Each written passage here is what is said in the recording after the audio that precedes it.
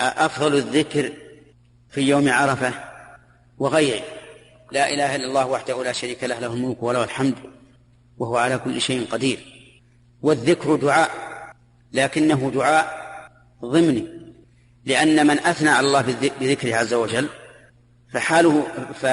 فلسان حاله يقول يا رب أثبني على هذا الذكر. ولهذا قال بعض العلماء إن الذكر دعاء في الواقع، لأنك لو سألت أي ذاكر لماذا ذكرت الله قال يثيبني.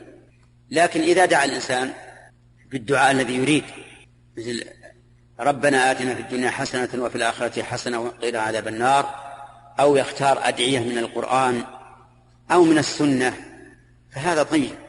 ولا أعلم دعاء خاصا لعرفة، بل يقول الإنسان ما تيسر، إن علم من الأدعية التي في القرآن أو في السنة شيئا فليدعو به لأنها خير الأدعية، وإن لم يعلم فبما أراد.